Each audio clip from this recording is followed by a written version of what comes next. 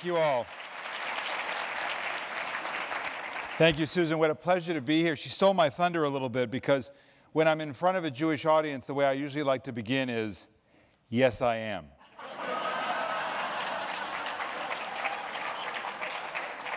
And I like to allow for a little space in the room because, as you all just demonstrated, there's a moment of some surprise with this Irish-looking punim. As you turn and you say, who knew? But he's so tall. Jon Stewart told me before I was on The Daily Show that I'm, in fact, the tallest Jew he's ever met in the history of not very tall Jews. This is really an honor for me to be here tonight. These two men, Simon Schama, who I've just met tonight, but Rabbi Sacks, who I've known and studied for some time, are just such huge figures and have so much to say, which begs the obvious question, why do you need me?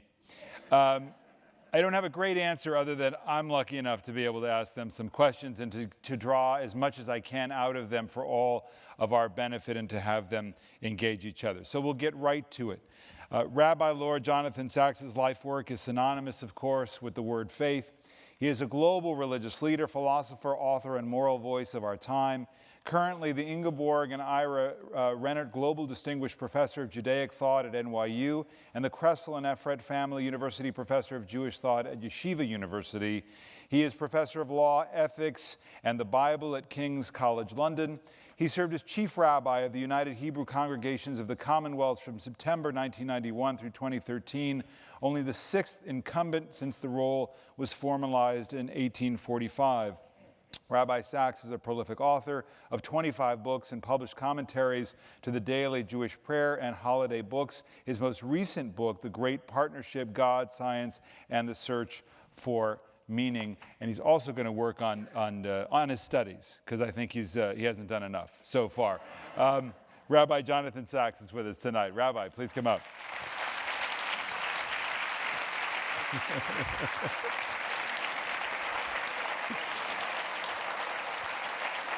My wife always tells me, when you talk about faith, it just gets so serious all the time. So we have to laugh a little bit, right? Professor Simon Schama is with us as well, a prolific author, prolific in his scholarly pursuits as a university professor of art history and history at Columbia University. Also a Brit, and is a master at conveying the highest level of intellectual thought to the general public. He's done so brilliantly. He's the author of 16 books. His latest project, The Story of the Jews, is his most personal to date, the culmination of many years in the making. The Story of the Jews was broadcast on television, and Volume 1 has been published in the UK and the US. This is a marvelous, very personal, incredibly emotional and expressive series, which I really urge you to watch. And since I'm endorsing, also of all Rabbi Sacks' book, A Letter in the Scroll, I think is required reading. I'm reading it again. It's in my briefcase tonight. Professor Schama is also the writer, presenter of more than 40 documentaries on art, history, and literature. He is the recipient of numerous awards, including an Emmy, a National Magazine Award for Criticism, and a National Book Critics Circle Award. Professor Schama, please join us.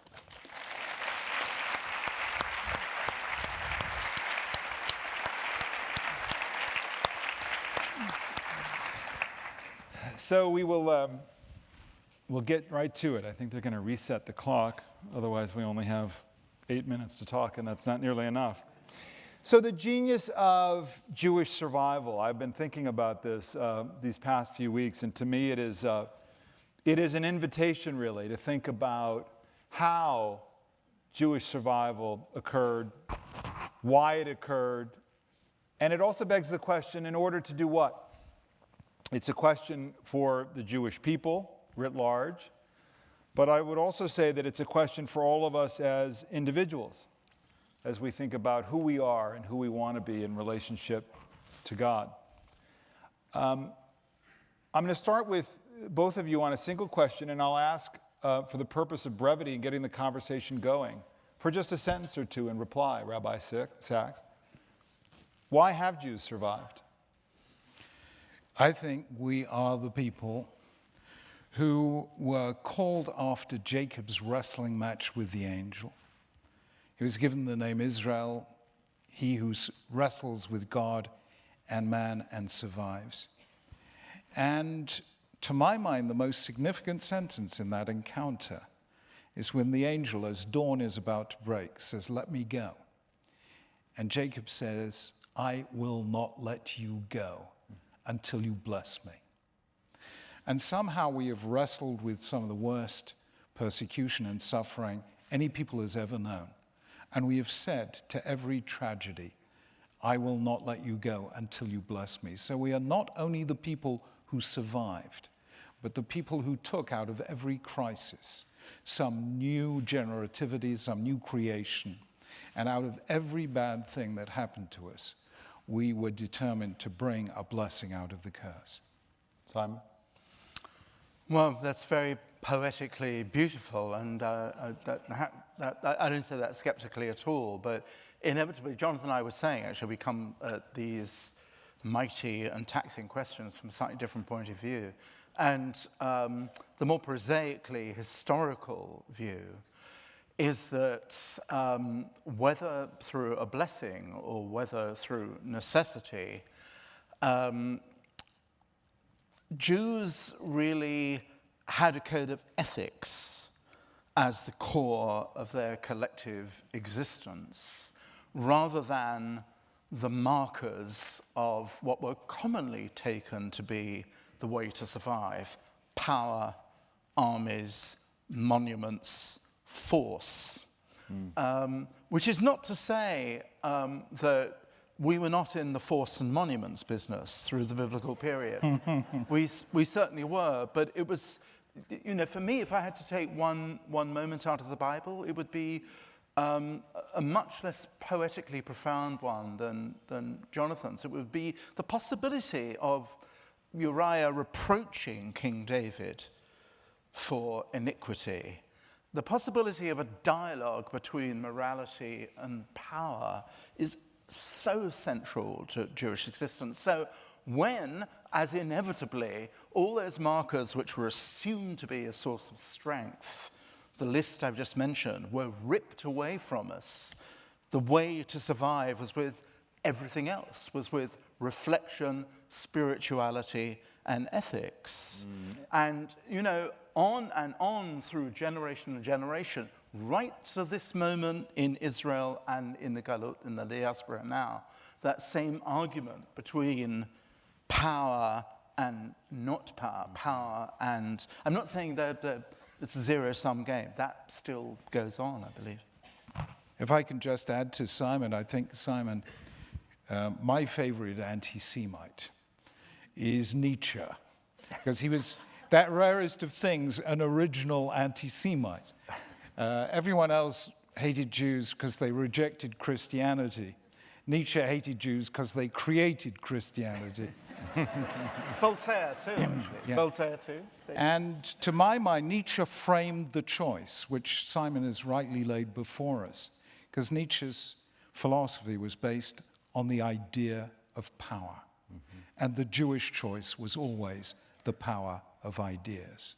And that makes us central, I think, to the human condition. You write in a letter in the scroll the following: Moses realized that a people achieves immortality not by building temples and mausoleums, but by engraving their values on the hearts of their children, and they on theirs, and so on, until the end of time.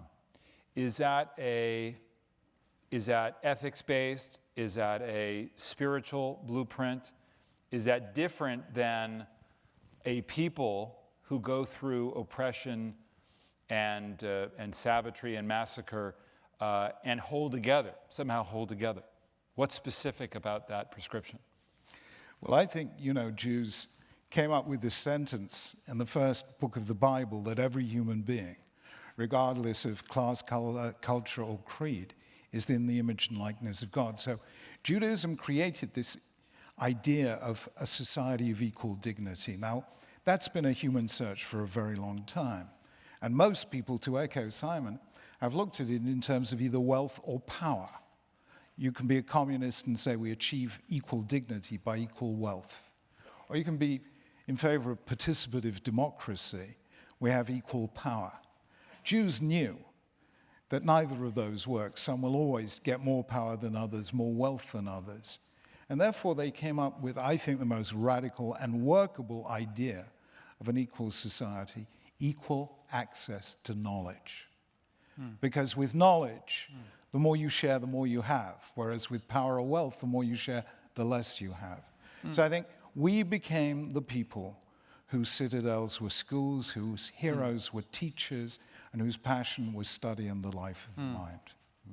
Yeah, again, I think I'm going to spend the whole evening really just footnoting Jonathan, which is a good thing to be able to do. I couldn't agree more, but so my little footnote here is that the Jewish inquiry is an inquiry which, again, you know, the classical world does produce too, especially the classical world as rediscovered by the Renaissance, where it looks in a mirror and says, what is it to be human?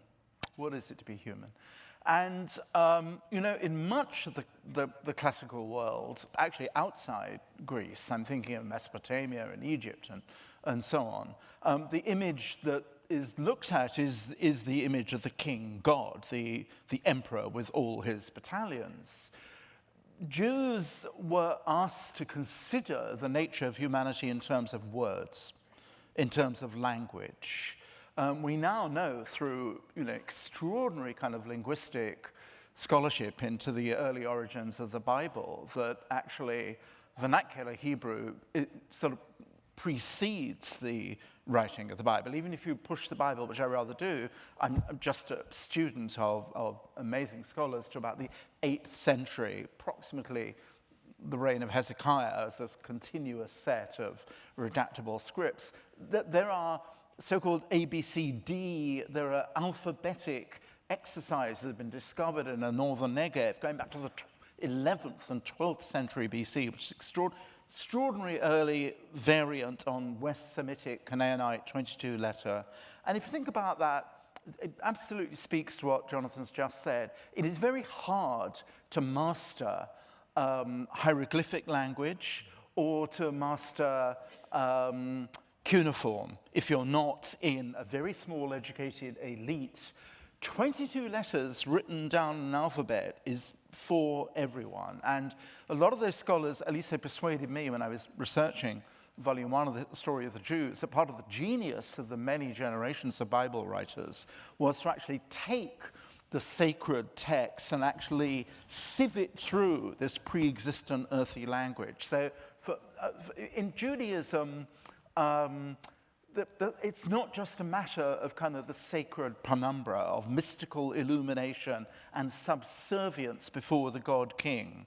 If you all speak and if you're all encouraged to read out loud, there's that wonderful moment, isn't there, in kind of Ezra, when Ezra reads out loud the Torah.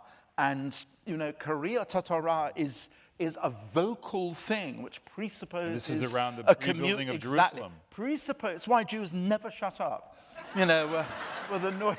I haven't bought And that in at all. fact, it's a tradition, of course, as Jonathan knows, all the way through. Remember, Samuel Pepys goes into that first synagogue in the predecessor of Bevis Marks, and he, like so many people, is shocked by how noisy it is. People are constantly going into the great synagogue.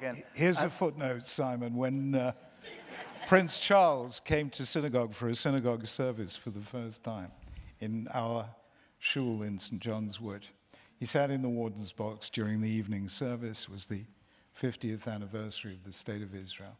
And the first time a royal of that seniority has been to a service in a synagogue.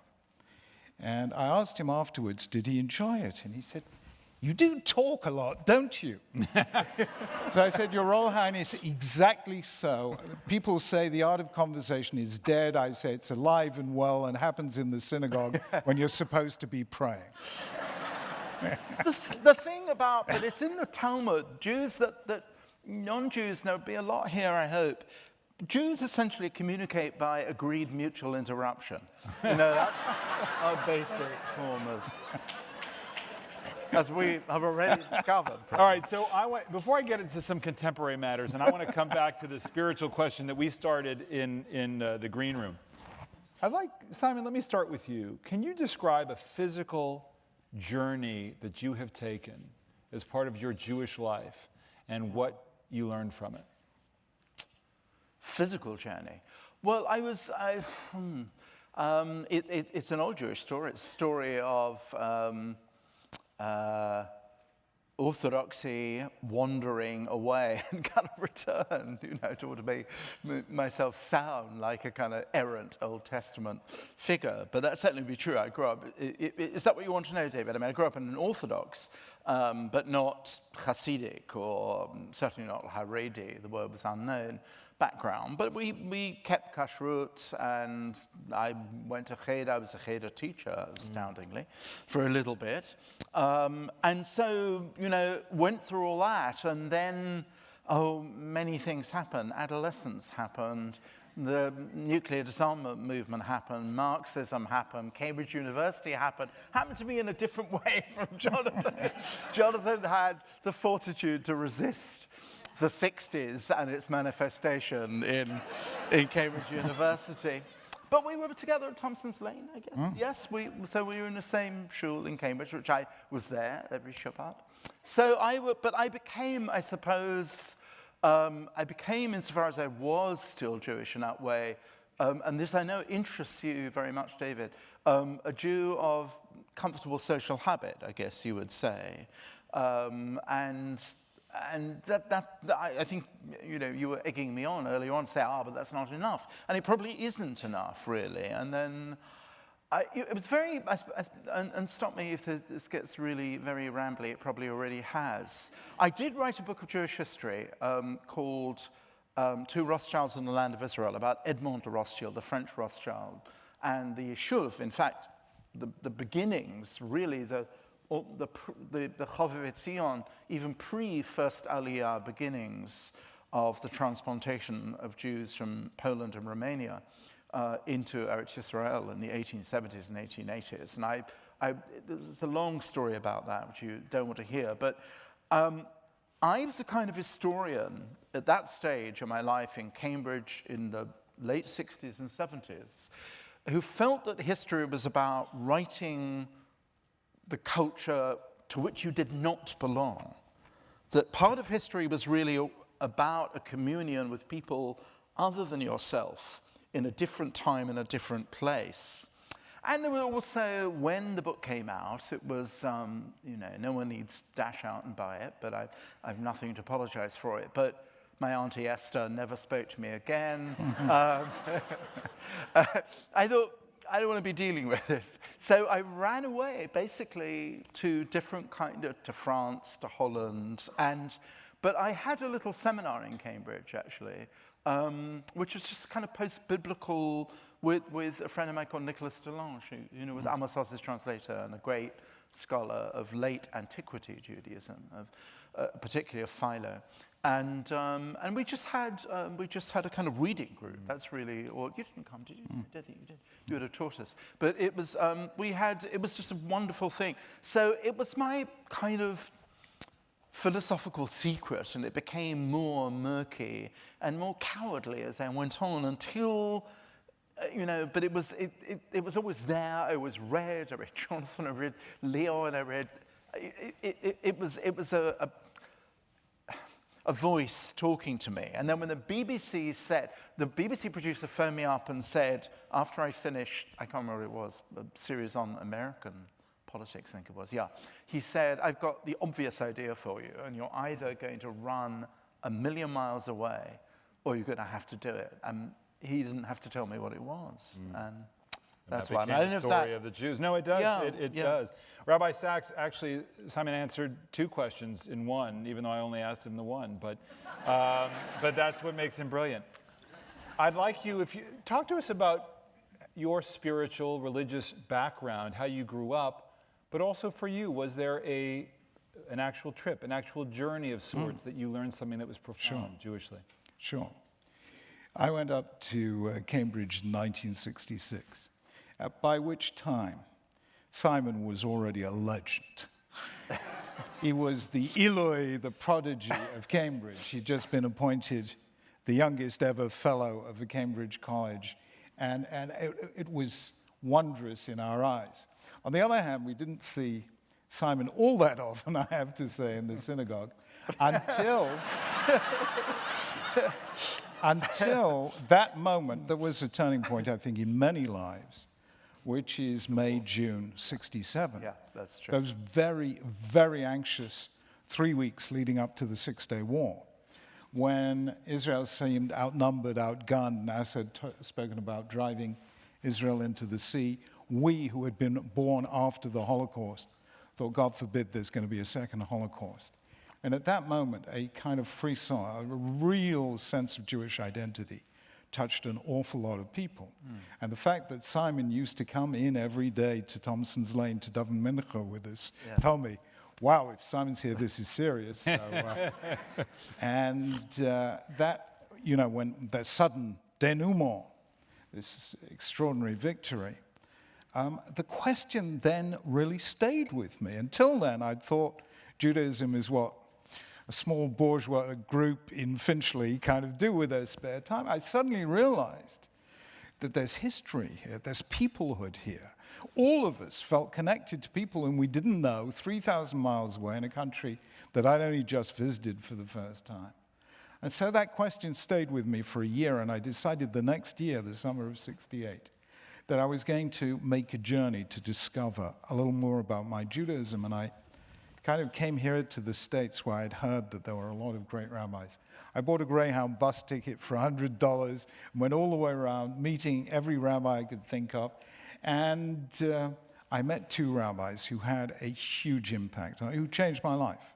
One of them was the late Rabbi Joseph Soloveitchik, who had been, he was the leading Jewish thinker of the 20th century, but he'd written a doctorate on Neo-Kantian metaphysics, epistemology. He knew, he'd read everything. And from him I learnt that you can face the entire intellectual world of Europe and not be afraid. That was number one. But the really transformative impact came with my meeting Rabbi Menachem Mendel Schneerson, the Lubavitcher Rebbe. And that was an extraordinary moment that changed my life, because, you know, the first thing I did was, you know, I'm a total schlemiel, you know, I come along to America not knowing where anyone is, and I asked, where do you find the Lubavitcher Rebbe? So they said, go to 770 Eastern Parkway. I took the subway there. I walked in. I said, I've come 3,000 miles to meet the Lubavitcher Rebbe. They all collapsed laughing. They said, there are thousands of people who come back next year. You know? So, you know, I didn't know what to say. You know, I had a chutzpah. That's, you know, that's number one survival mechanism. So I said, look, I don't know where I'm going to be. I'm wandering around the States, but I do know that I'll be with my aunt in Los Angeles. So if he finds, and spare me a couple of minutes, please phone through to this number. One Sunday night, the call came through, the Lubavitcher Rebbe can see you on Thursday. Now, I had no money. I just had this Greyhound bus ticket. It took 3 days nonstop on a Greyhound bus from Los Angeles to 770 Eastern Parkway. And I sat for a half an hour with this great man. And I thought to myself, what does he need to waste time with a schlemiel like me from nowhere with nothing? But I found it very dramatic, because after he'd answered all my questions, he started interrogating me. What are you doing for Jewish life in Cambridge? I began I was terribly English in those days. It's rubbed off since. So I began this English sentence: in the situation in which I find myself. And he cut through. I mean, he was not rude like us. He cut through in the middle of the sentence and said, nobody finds themselves in a situation. They put themselves in a situation. So if you put yourself in that situation, you can put yourself in another situation. And so he challenged me to go to Cambridge and lead. He used to have something called a Verbringen, where thousands of Hasidim, and he would speak for hours, and every 20 minutes they'd pause and they'd sing songs. And if you were about to leave, I was about to leave for the next day, and during the songs, you came up with a bottle of vodka, And he poured a little in a thimble, and the Rebbe would say, L'chaim, and that would be the Rebbe's vodka that you took with you into the world. So I go up to the Rebbe in front of thousands and thousands of Hasidim, and instead of doing what he normally did, he would say L'chaim. He turned to me and he said, "You're going already?" I said, "Yes." He said, "Why?" I said, "Because I have to get back to university." He said, "The Cambridge term doesn't begin till the middle of October. I think you should stay." Now, how he knew, I don't know, but he stayed. I stayed. I said, "I can't stay because it's a charter flight and I can't." So the next morning, they kind of kidnapped me. They locked me in a room. I said, "How am I going to get back?" They said, "We'll tell the airline you're ill." I said, "How am I ill?" They said, "Tomorrow we'll take you to the Rebbe's doctor and he'll find what's wrong with you." And so I got to spend Rosh Hashanah with the Lubavitcher Rebbe, heard him blow shofar. I mean, it was a transformative experience. Why? Because in Cambridge, I met very, very brilliant human beings. In the Lubavitcher Rebbe, for the first time, I met a holy human being. And that, to me, was very powerful. Why is it so hard for Jews to talk about God and spiritual life, Simon? About personal relationship with God? Well, you can hear your own, your own wonder about that, amplified by my massive silence as you put it like that. We're not a confessional, well, at least I've never felt Judaism to be confessional. I think Jews argue about God, and they argue with God in the Bible, famously. And there's but the sense actually, well, at least I never had a very strong mystical sense. I mean, of course, there is Kabbalah, and there is a certain kind of Hasidic mysticism, and all that's very important. But I don't know. I mean, I belonged and grew up in a kind of more discursive, argumentative, verbally interrogatory kind of Judaism, and a huge amount of Judaism. We read the Mishnah and the larger Talmud, really, is about life on earth, right. Really. And understand, my question is more about my own spiritual longing. It's certainly not a judgment. I mean, because for you and for so many others, there's great satisfaction in that. But it's a question for me, because I do think that so much of you find it in the scripture, you find it in our liturgical life.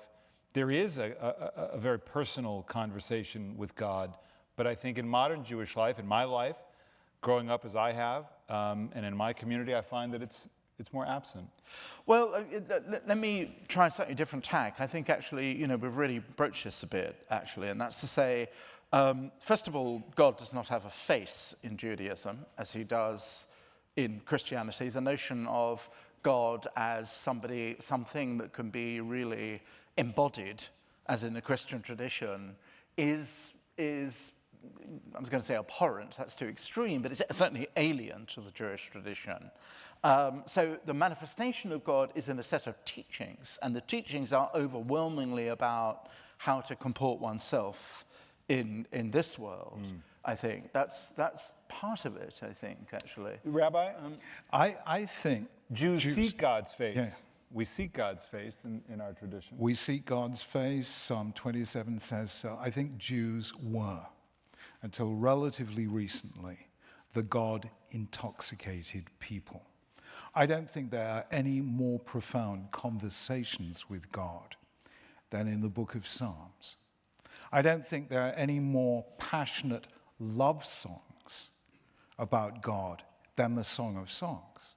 I mean, it's extraordinary that anyone put that book in a canon of sacred scriptures, and that this is, the eros is part of what it means to love God in Judaism. This is a passionate longing. And I have this feeling that something happened around 17th, 18th century. Somehow, exile had gone on too long. We say in our prayers, because of our sins, we were exiled from our land. God says through Moses, return to me, and I will return to you. For 16 centuries, Jews were the most pious people. You know, they were not the people of the biblical age constantly tempted into idolatry. Yet wherever they went, they raised up scholars, they built yeshiva, they were fastidious in keeping the commands, and somehow redemption never came. There was a tidal wave of messianic longing around the time of Shabbatai Tzvi in the 17th century, and that was disappointed. And then, this huge, this gift by the Europe of enlightenment and emancipation, which is, play down your Jewish identity and become one of us. And I think Jews made the terrible mistake, I have to say, of opting for that bargain rather than keeping their faith. Because number one, all that enlightenment and emancipation led really to the worst anti-Semitism we have ever known, and to the worst human catastrophe we've ever known. And it also became something very problematic because anti-Semitism in the 19th and early 20th century became something not only out there, but something also in here. Because for centuries, millennia, Jews had seen their reflection in the eyes of God. And they had defined themselves as a people loved by God. When they lost faith, and they first encountered anti-Semitism, they stopped defining themselves as the people loved by God and came to the conclusion that they were the people hated by the Gentiles. And out of that, there was no way out. And it was a terrible moment. So I happen to believe that you keep your faith whatever happens, because somehow or other, when you're drowning, you reach your hand up to heaven, and sometimes God grabs hold of that hand and lifts you. And that's my personal experience. Well, this is a very shocking thing to say about the Enlightenment, actually. Here we're going to disagree. I think it's terrible to blame anti-Semitism on the naivety of someone like Moses Mendelssohn. I'm putting words into your mouth a bit, but let's say he's a classic example of a maskil.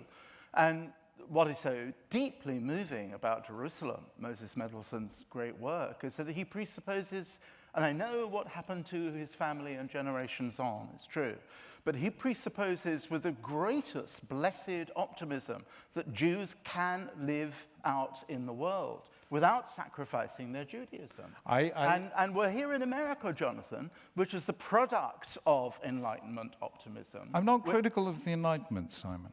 I'm saying the Enlightenment was a flight from particularity. And what we saw is the 18th century, the age of reason. In the 19th century, the return of the repressed, romanticism, nationalism, and so on. So I'm not at all critical of the Enlightenment. We would never... the Enlightenment was one of the great blessings of European culture, and I'm not negative about it one little bit. However, I have to tell you that in his letters and his diary, Moses Mendelssohn was one of the first, already in the 1780s, to pick up Jew hatred because he was roughed up in the street. In the park. And you know, he was one of the very first who had that intuition.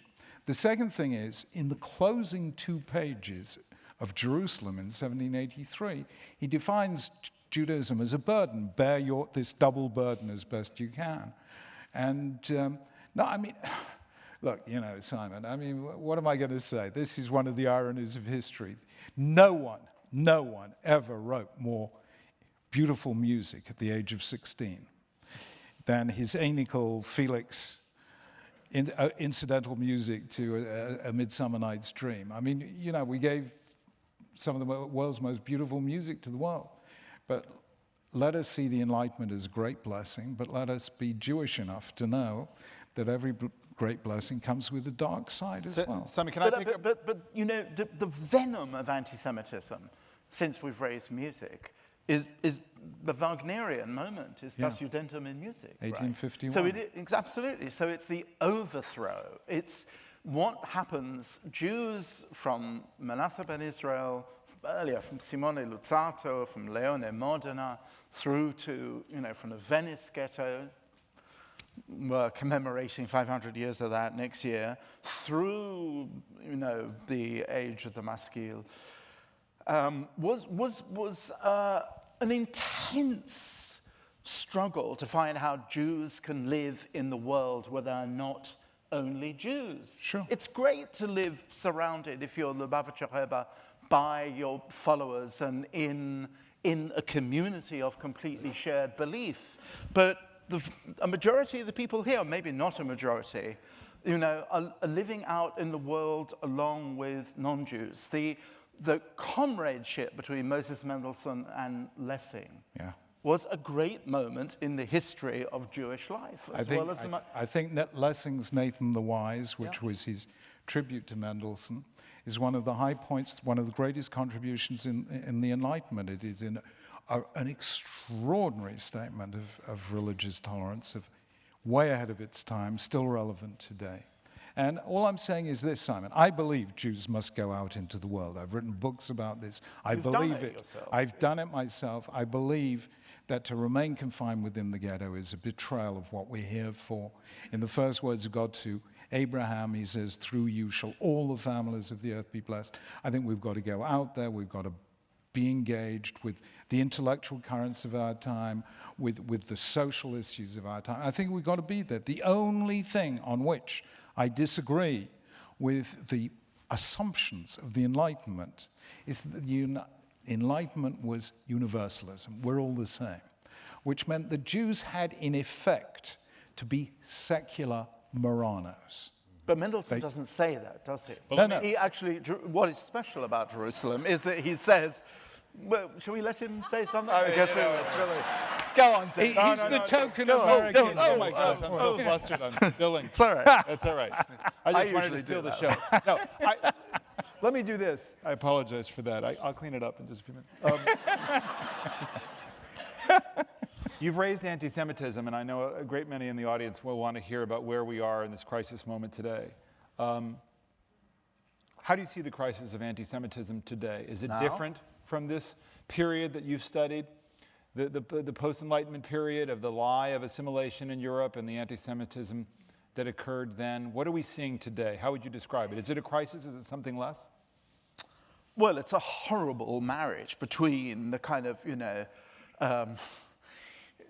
the poisonous venom, which will not go away, of classic post-Enlightenment anti-Semitism, that instead of Jews being accused of the blood libel, although they do go on being accused of committing the blood libel, Damascus, 1840, the Baylis trial in the early 20th century, the vampirism of which Jews were supposed to be guilty was capitalist vampirism, wasn't it? That was, Edouard Drumont, those terrible things. So if you read, if you can bring yourself to read the obscenely vile charter of Hamas, you're redeemed only by its comic lunacy when it says be on your guard against Jews because they dominate Lions clubs and Rotarians, not any Rotary club I've ever been to. And so there are the kind of inadvertently idiotic things, but them swallowing the protocols of the Elders of Zion, hook, line, and sinker. Probably more people through the web now believe in the protocols of the Elders of Zion than at any other time since the forgery was made. But I said it's a marriage between that and ferocious anti-Zionism. So I do think that kind of a lot of the, what Benjamin Netanyahu said, everybody should go to Israel, leave Europe, it's the end of the road, that I could not disagree with more. Part of actually what Jews are, I don't know, what I think Jews should be doing is actually bringing the long history of Jewish experience, the high points as well as the low points. For instance, give you one thing, example. Zionism is grotesquely caricatured as an entirely alien colonial incursion into a Muslim, Arab, indigenous world, as though there was, from the Bible to the 20th century. No Jewish history with any roots, with any living presence in Eretz Yisrael. No one's heard of Safat. They don't know about Lurianic Kabbalah, any of that long history. You tell people there was a Jewish majority in Jerusalem at the turn of the 20th century, they think you're kidding or lying or both. So there is one of the things that sort of has to be done in addressing non-Jewish audience is, and this is an Enlightenment ideal, is essentially educational. And I would say that there are so many difficult aspects, because actually part of the murderous virulence, which starts with anti-Zionism and then morphs into the kind of idiocy seen in the Hamas Charter, is a result of the blowback of the death of empire. So we have large Muslim populations of disaffected and often disadvantaged young people all over Europe who buy into the crude equation. And Rabbi Sacks, you wrote in the Wall Street Journal a couple of years ago, the notion that Israel's foreign policy or national security policy is hatched in a kosher supermarket in Paris is lunacy. That's anti-Semitism. Yeah. How are these two forces, though, linked in a way that makes this a unique threat?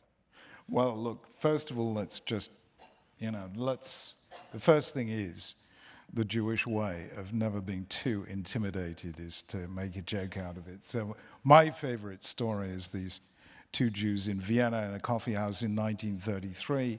One is reading the local Jewish newspaper, the other is reading the notoriously anti-Semitic rag called Der Stürmer. And the first one says, how can you read that? That's full of anti-Semitic vile poison. And the second one, with a big smile, says, when you read your newspaper, what does it say? The Jews are arguing, they're divided, they're assimilating, they're disappearing. When I read mine, what do I discover? Jews control the banks, they control the media, they control the world. He says, no, if you want the good news about the Jewish people, always read the anti-Semites. The real question is this, and it's an interesting question. Anti-Semitism is a virus. Europe, after the Holocaust, created, it's the most sophisticated and complete attempt ever to strengthen the European immune system so that it could never be exposed to the virus of anti-Semitism again. 50 years of anti-racist legislation, 50 years of interfaith dialogue, 50 years of Holocaust education. And somehow or other, what a virus does to defeat any immune system is to mutate. So in the Middle Ages, Jews were hated for their religion. In the 19th and early 20th century, they were hated for their race. Today, they are hated for their nation state. That is a major mutation. The other thing that happened is you can cure an epidemic within a given population, but you are seriously in trouble if it spreads to another population. So while Europe was curing itself of the virus of anti-Semitism, meanwhile, the Arab and Muslim world was getting infected by an anti-Semitism that was strictly European. And Simon's alluded to both elements of it. Number one, the blood libel. I think as Brits we have to admit the blood libel was created in Britain. In England, yes. In Norwich in 1144. Lincoln. And in 1983, the Syrian defense minister, Mustafa Tlass, wrote a book called The Matzah of Zion, explaining why Israelis kill Palestinian children to use their blood to make matzah. In 1991, the Syrian representative at the United Nations Commission of Human Rights asked every member of the UN Commission on Human Rights to read the book so they would understand what was the nature of Zionist racism. The Protocols of the Elders of Zion, exposed as a forgery by the London Times in 1921, was taken into the Arab world by the Grand Mufti of Jerusalem, who spent the war in Berlin, working for the SS. And it has been, it is a major text, and as Simon said, incorporated in the Hamas Charter. Egyptian television did a 40-part adaptation in 2002. Syrian television did a 40-part adaptation during Ramadan in 2003. So the blood libel and the protocols have infected a world that didn't know these particular libels. Are you offended by the notion of what Netanyahu said, that Jews should leave Europe? I'll tell you the irony, and it's a very important one, that there is one huge difference between anti-Semitism now and anti-Semitism in the 1930s. Today, we have, thank God, a state of Israel. We have a home in the Robert Frost sense of the place where when you have to go there, they have to let you in. And therefore, it is not only Jews in Israel, but it is Jews in Europe who can say, I am not homeless, therefore I refuse to be intimidated. I am going to stand and fight. And Israel has changed Jewish life for those inside and for those outside. Yeah. Simon, there's a moment. Yeah, I couldn't. Yeah, that's beautifully put. It has had that mutually nourishing effect. Right. I'm just concerned, really, that it's, that it's not seen as a zero-sum game. And we're two very English, even though I've lived half my life in the United States. You're hearing two very English voices here. Because people constantly ask me, I don't know if they ask you, Jonathan, is it all over in Britain as well as France and so on? And you want to make a distinction. The most venomous anti-Zionism, anti-Israeli hostility, which exactly as you beautifully put it, sort of mutates into a more traditionally odious anti-Semitism in Britain, in my view, is in the chattering classes, as we call them in Britain, is actually in the world, this doesn't make it less distressing, I have to say, in the world of intellectual comment. Just 2 days ago, 100 cultural personalities, if that's not an oxymoron, in this case I think it is, signed on to a cultural boycott of Israel, including some of my friends who bloody well should know better, or ex-friends who should know better. The population at large in Britain, you're there more than I am and in every way, does not strike me as Munich, 1931, 1932, or at all. Although probably that's what German Jews were saying in Munich in 1931. Recorded levels of anti-Semitism in Britain, and I'm referring to the latest surveys, are actually lower than they are in the United States. So you're talking about a general population that is not anti-Semitic in the slightest. But there is an additional factor which I think is incredibly important, and I already said this 12 years ago in the EU headquarters in Brussels when we had the first European conference on anti-Semitism with Romano Prodi. We've done so since with Jose Manuel Barroso and Angela Merkel. And I said, and I repeat this always, Jews cannot fight anti-Semitism alone. The victim cannot cure the crime. The hated cannot cure the hate. I will lead the fight, and I really have done this, for the right of Christians throughout the world to live their faith without fear. But I need you Christians to fight for that Jewish right. In Britain, we led the fight against Islamophobia, but I say to Muslims, you must help us lead the fight against Judeophobia. Let me ask, and I think we're close to taking your questions as well, and before I turn to those, Simon, there was this, just like that. Let there be questions. Thank you. Simon, there's one of the really poignant moments of your series was you standing at the security barrier and kind of reckoning with what modern-day Israel represents to Jews, to Israelis, to the concept of Jews being a light unto other nations. And when you spoke to a settler, and your discomfort was evident in that interview, you wrote that the Bible is many things, but a blueprint for peace in the Holy Land it is surely not. What do you make of Israel today? What gives you hope? What troubles you? Oh, the hope. If we're talking about the internal character of Israel, the hope of, I'm always deeply moved and thrilled and astonished, actually. That last chapter in Ari Shavit's wonderful book, I think, actually. Not perfect, but none of us write perfect books except Jonathan.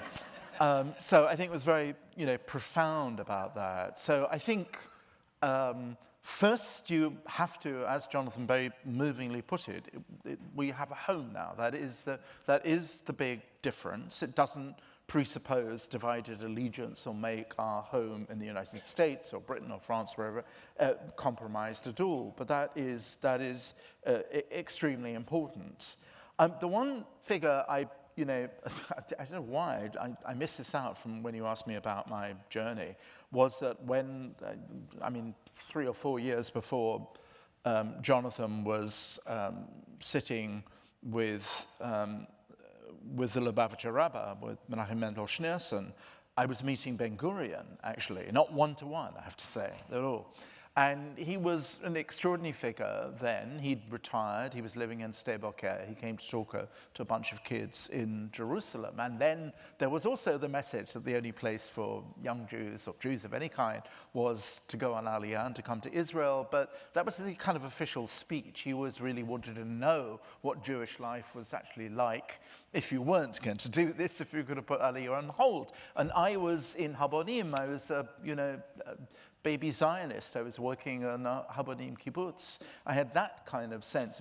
But the sense I had of Israel then and have always had is of a kind of combination of a sort of Commonwealth built on a sense of tzedakah, on justice, rather than pure power. I don't go all the way with Martin Buber.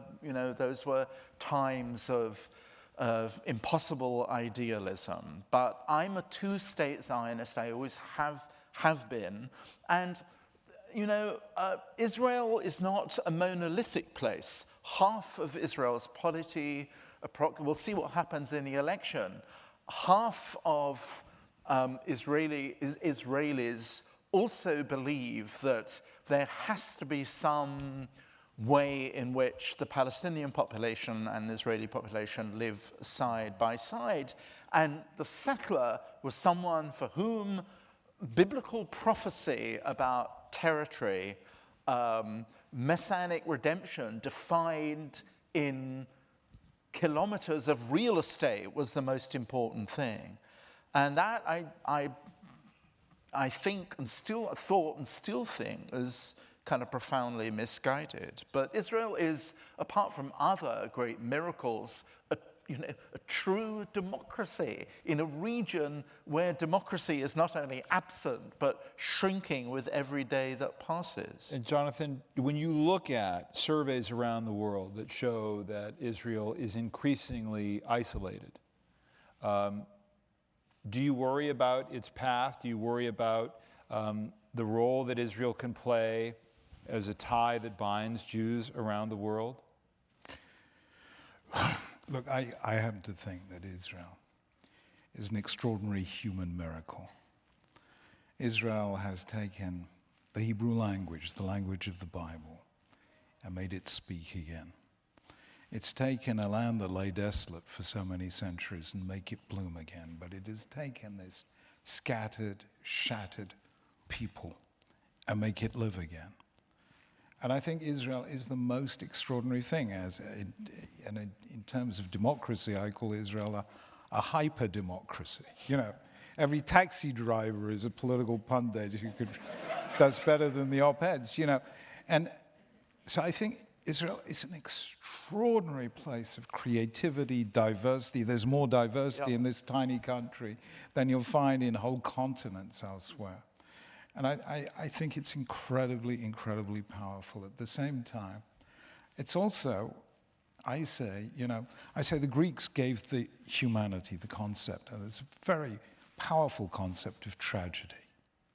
And I say that because there was never an Aeschylus or a Sophocles among the Jewish people. Instead, we had an Isaiah and a Jeremiah. Jeremiah, yeah. And I said, Judaism is the principal defeat of tragedy in the name of hope. And what I see in the Middle East is one of those things I never expected. It is an unfolding Greek tragedy in a nation and a culture that always lived by the principle of hope. So I've always said that no Jew, knowing what we know of history, can be an optimist. But no Jew worthy of the name ever gave up hope. And it is no accident that Israel is the country that called its national anthem Hatikva. That is the song Israel sings for the world. And so I think a day will come as we see Syria, Iraq, now Libya, Yemen, and other places collapsing into chaos, into barbarisms and crimes against humanity of a kind we haven't seen since the Middle Ages. And there is Israel doing its little thing of showing that in a region of the world that never really knew democracy, you can be a successful democracy. In a country that has no natural assets except its people, you can move from a third world to a cutting-edge first world economy. At some stage, there must come a time when peace will come, if only. Well, they said about one of my predecessors, the late Chief Rabbi J.H. Hertz, who was a fairly argumentative guy. I would never come into that category at all, Simon. No.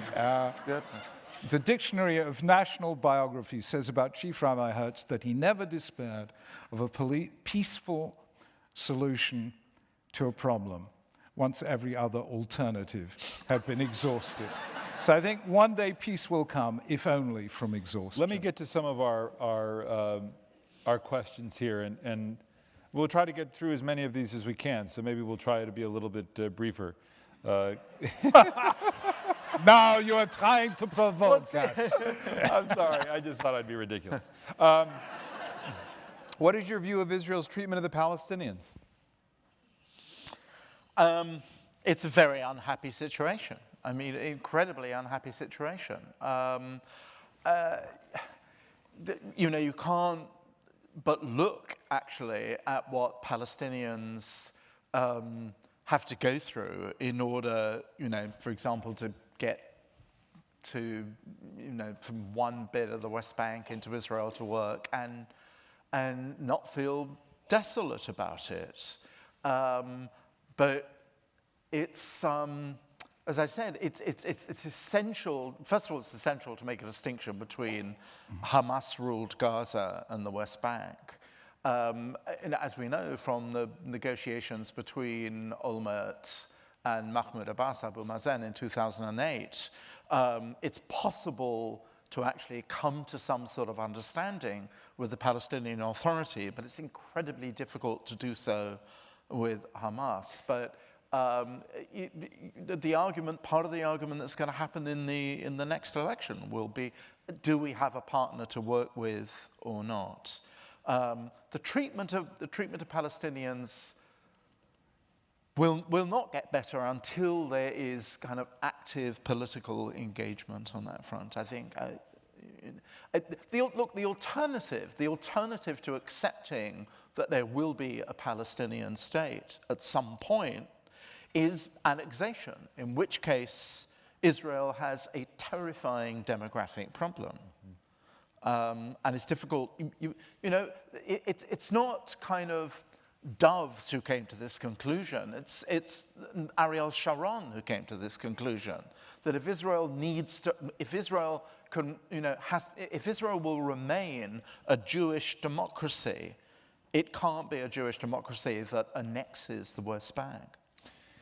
Rabbi, again, from our audience, what role do you think the concept of teshuvah and forgiveness have on Jewish survival?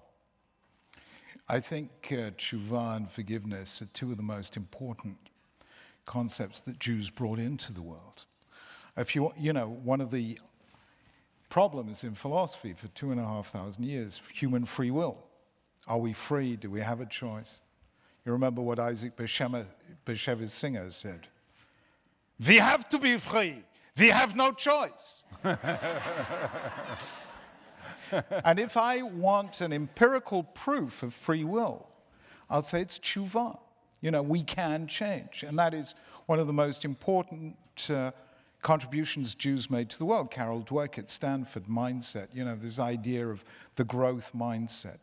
The Judah, the Yehuda, the brother of Joseph, that we meet in Genesis 37, the one who proposes selling Joseph into slavery, is the Judah who a few chapters later is the one who's prepared to stay as a slave rather than see his brother Benjamin made a slave. So when you look at the Bible, this idea that, it was when I read Emma for the first time that I suddenly read a novel where the chief character is different at the end of the novel than she was at the beginning. And I think that's this very Jewish insight. The other thing is forgiveness. Emunah, Pardon? Emunah, really. Emma and Emunah. I never thought of that. You're quite right. And forgiveness, the first recorded act of forgiveness in all of world literature is when Joseph forgives his brothers. As the philosopher, non-Jewish, I think, called David Constant, wrote a book in 2010 called Before Forgiveness, and he analyzes the fact that the Greeks didn't have a concept of forgiveness. They had a concept of appeasement, which is different for forgiveness. And again, the trouble is we didn't emphasize this enough. We let Christianity say Judaism is not a religion of forgiveness and it's not a religion of love. Whereas when Jesus talks about love, he's quoting Torah. He's quoting V'ahavta l'reacha kamocha, love your neighbor as yourself, from Leviticus 19. And then he's quoting from Schama, love the Lord your God with all your heart and all your soul. Now, Plagiarizing Hillel. Yeah. So, when I read Hannah Arendt in The Human Condition saying Christianity invented forgiveness, I find it quite hard to forgive her, but I will tell you how we have lost touch with our own deepest ideas. There's a rabbi I know, an Orthodox rabbi who teaches at a Mennonite university and works in peace and reconciliation. And he goes around the country to places where there are very few Jews, and he talks about peace and reconciliation. And he told me that he went to one town where there weren't that many Orthodox Jews, but an elderly Orthodox couple, hearing an Orthodox rabbi is coming to give a talk in the local university, sit in the front row, elderly, and he gives a lecture about love and forgiveness. And he tells me the man turned to his wife and says, he talks like a Gentile. Why did we give away our best ideas? And the finest idea we ever had was that God created the world in love and forgiveness, asking us to love and forgive one another. Another question here, does progressive Judaism have a future? And if so, where does it find its soul? And how best can it communicate that honest search? That's for you. Rabbi, I'm going to impute something into this that it kind of, I think part of this question about progressive Judaism is, to me, where the role of Zionism and Israel is in Jewish life among progressive Jews. Yeah. Is their Jewishness defined by their Zionism? And if their Jewish identity and their love for Israel is perhaps a little bit more removed from the core, then what makes up identity? What gives you that idea? When were you last in a Reformed synagogue? I belong in a Reformed last synagogue. Shabbat then. But why do you have that idea, Because I believe David? that particularly, Simon, younger Jews who do not wake up in America fearful of the end of Israel or of anti-Semitism do not feel the same collective sense of identity revolving around Israel. And I think there is a longing. I think that there is a quest to know God, to be inspired, to have spiritual life, to have a sense of meaning and purpose. And I don't believe that collective identity around even arguing over sacred texts, which many of you unaffiliated Jews do, or even a deep interest in Israel's present or future is what motivates them and brings them together in community. That's my experience. I spoke just 4 days ago at the National Convention of BBYO, the B'nai B'rith Youth Organization, which is, I think, majority Reformed Jews in Atlanta. And I have to tell you, these kids know the joy of Judaism. their soul sings. They were noisy. Yeah, I mean, but I think, I knew a guy called Avram Infeld who used to, for some years, ran Hillel in America. And I remember him coming to me and saying, I've just been to a Hillel convention. They had an Orthodox service, conservative service, Reform minyan, and a Reconstructionist minyan. And all 4 minyanim were Karlbach. And I think that's one very powerful discovery. We were terribly cognitive. But at the end of the day, when Jews talk, they argue. But when they sing together. Az Yashir Moshe at the Red Sea, they sang a song together. So if you want to end the arguments, move from words to music, because words are the language of the Jewish mind, but music is the language of the Jewish soul. And I think that's what Reform have rediscovered, and it's going to reconnect us all. Do you think that's a real issue, what Simon and I were just going back and forth? I'll tell you, I think the problem Reform have with Israel is because of the way they've framed Israel. We identify with Israel by being pro-Israel at a political level. I think that is completely the wrong way to look at it. I cannot begin to tell you how wrong it is. Do you think it's just a reform, a denominational issue, or do you think it's in part generational, or do you think it's mostly that, mostly a reform, an unaffiliated Jewish issue? Well, I'm not sure I accept the premise that you're saying really essentially Reform identity is built so disproportionately around a kind of unexamined support for Israel, a kind of purely... Is that what you're saying? No, that's not what I'm saying. Oh, okay, well, I misunderstood you then. I misunderstood you then. I'm just saying, I'm saying whether it's in my community where I think Rabbi said, there's more criticism of Israel politically, but I also mean generationally. I'm 44, and generationally, I don't think that there is as much adherence to Israel and all it represents as the core of Jewish identity, as opposed to a kind of spiritual longing, which I think is accessible and is in our tradition. It's in our scripture, it's in our liturgy, it's in our songs. It's so rich. David, I'd like to tell you that what I think is the way of framing this for the future of American young people. Jews have been almost everywhere in the world, one way or another. But if you read the Torah, what you find, this is not a manual for the soul, individual soul's ascent to heaven. It's an instruction manual for the construction of a society built around justice, compassion, human dignity, freedom. Everywhere that Jews have been in the world in 40 centuries, there was only ever one spot on earth where Jews were able to construct a society in line with their deepest beliefs, and that's Israel. The Tikkun Olam projects that happen in Israel, whether, at an educational level, medicinal level, there are guys out there in the Galil using medicine to reach out to Bedouin, Christian, and Muslim populations. There are people out there using music to bring people together. And that is how they should relate to Israel. If you want to change the world, this is the one place where you can build a society along Jewish lines. So forget the political debates that you will run into on campus and focus on the humanitarianism of this incredible country that's taking handicapped kids. The late Reuven Feuerstein was the world's greatest in dealing with severely handicapped and brain-damaged children, or the incredible medicinal things, or the economic, raising up difficult families. All these things, Israel is absolutely outstanding. That's not the Israel we see. That's not the Israel they relate to. And that's the Israel every one of them could relate to. Well, there's so many things I want to say, unfortunately. First of all, I want to come back to your point, because I just want to clear this up. And there'll be a lot of people in conservative congregations here, Reform congregations, I'm sure, who know actually that one of the joys, because particularly in West London Synagogue, where I'm a member, I belong to two shuls on two different sides of the Atlantic.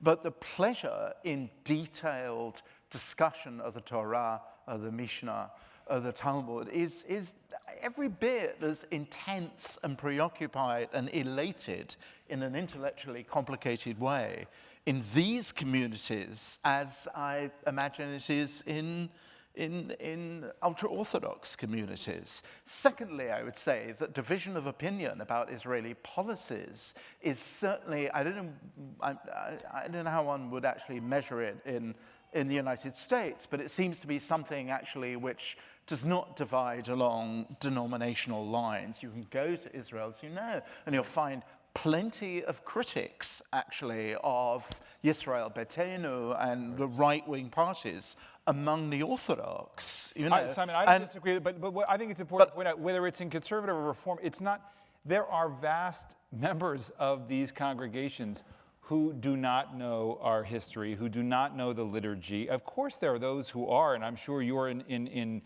groups that do, as I am in groups that do, but there are a lot of Jews, and they are more in Reform and maybe even conservative synagogues, who do not know of these debates, who do not know of our tradition. I do believe, I mean, that's the best thing American Jewry has done in recent years is the Birthright program. Yeah. Which instead of talking about Israel, took kids right. to But Israel. I just wanted to take on that point, but I don't disagree with you that there is that robust dialogue across all communities. But well, I want to say one more thing, actually. Can I? Of course.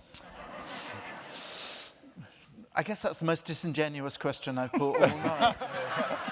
I already knocked over the water. I don't have any other dramatic To Jonathan's point, I also want to say there is work.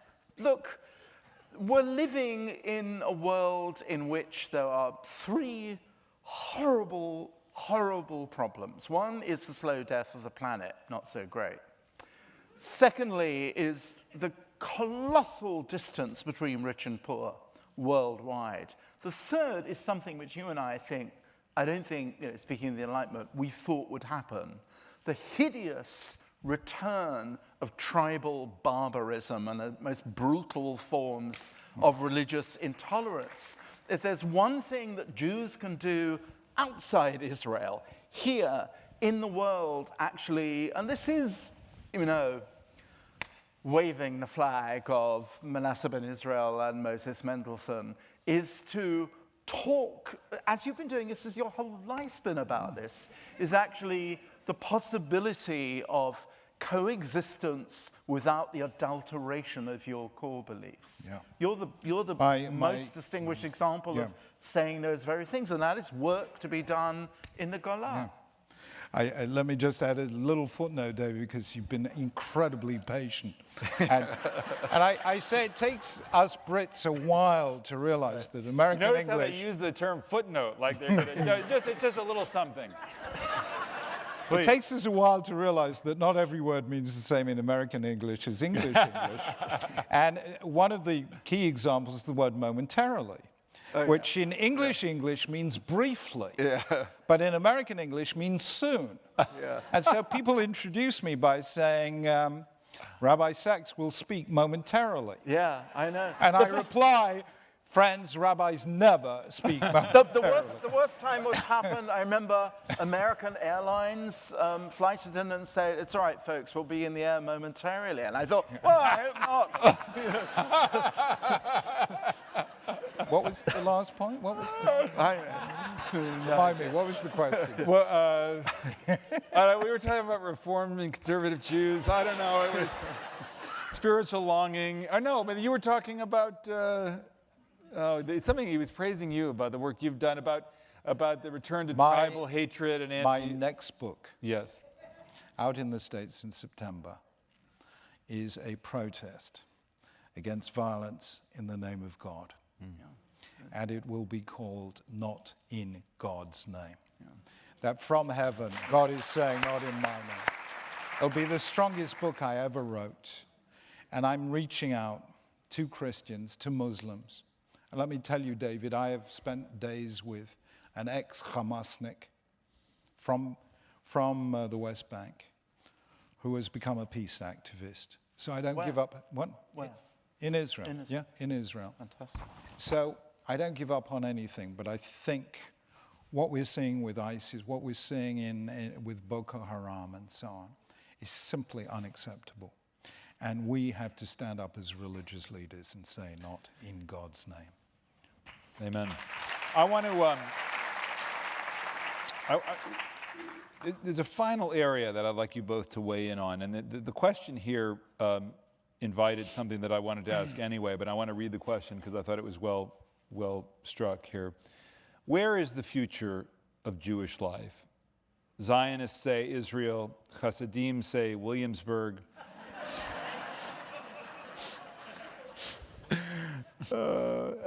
Lithuanians say Yeshiva, modern Orthodox say university. Where is the future? But I'm going to combine that with something that I was thinking about, that Rabbi, you've written about in a number of books, including Future Tense, which is if we celebrate Jewish survival, we must ask then to do what? So what is Jewish purpose in 2015? And I mean not just in the collective, out of our sense of as a people, but I do return to something I care about, which is as individuals as well. What is our individual purpose? What is the point, the meaning of this survival that we as individuals take out as Jews into the world, as those individuals, but also as part of something larger? I once asked Paul Johnson, a Catholic historian, who wrote a very fine history of the Jews. And I said to him, Paul, you know, you're a Catholic. You must have spent years researching Jews and Judaism. What most impressed you? And he gave a very interesting answer. He said there have been, through histories and very famous individualistic cultures, Athens, Renaissance Italy, contemporary West. There have been some very collectivist cultures, you know, Chinese communism. He said nobody managed to do both at the same time. Jews have had that gift, an incredible sense of the importance of the individual, but at the same time, an equally powerful sense of collective responsibility. And I thought it was extraordinary that this Catholic had come in effect to the same conclusion as Hillel, who said, if I am not for myself, who will be? But if I am only for myself, who am I? What am I? And I actually think that that is what the world needs right now. The West, having lapsed into various idolatries, most obviously the nation state or the race, is now worshipping the individual, you know, because you're worth it. I want it all, I want it now. The icon of our age is the selfie. So we're worshipping the self. So, you know, we can relate to that because Jews value the self. On the other hand, you've got these very collectivist cultures in the Middle East where, you know, everyone's... Jews are the only people who've managed to combine the best of both. Every Jew is an individual. We say in Psalm 23, the Lord is my shepherd, but no Jew was ever a sheep. So we're a nation of individualists, but at the same time we say, Kol Yisrael Arevin Zeh B'Zeh. We are all linked to one another. As Shimon Bar Yochai put it in the late 1st century, when one Jew anywhere is injured, all Jews feel the pain. So I think that is a unique message. No other religion has combined particularity and universality, the self and the greater good. And I think the world needs that message. And I think now is the time to engage with the world. Now is not the time to be fearful and stand alone. Let us reach out our hand in friendship to our brothers and sisters in the Abrahamic monotheisms, in Christianity and Islam. Let us reach out beyond faith altogether and say that we're not the only truth, but we're a voice. I call Judaism the voice of hope in the conversation of humankind. To you, Simon, the sense of the lesson of this evening and this conversation, what is Jewish purpose as you see it in 2015? Well,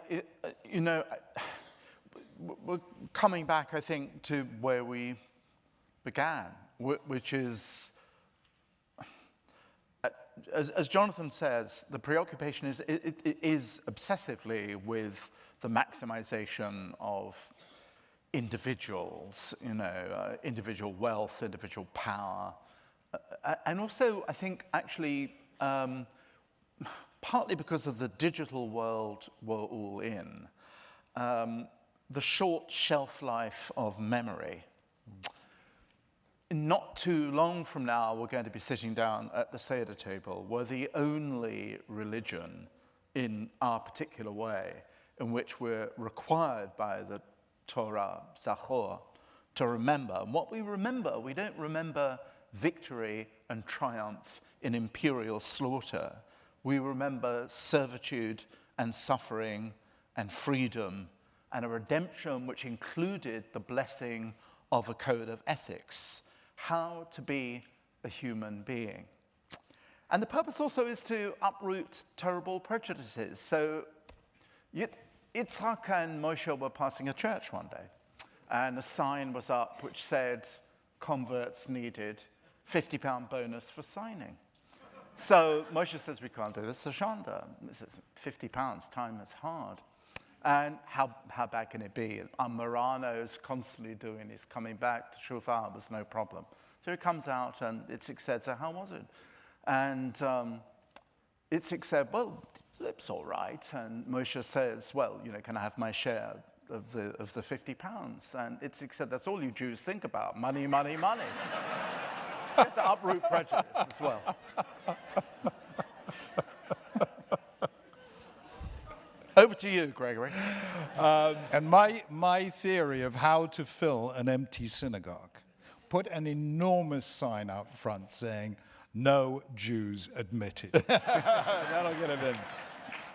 I just have to conclude by saying what an honor it's been to be on this stage with both of you. You were terrific. Good for you. I'm privileged to learn from both of you before now and tonight. So thank you both. Thank you all for your time tonight.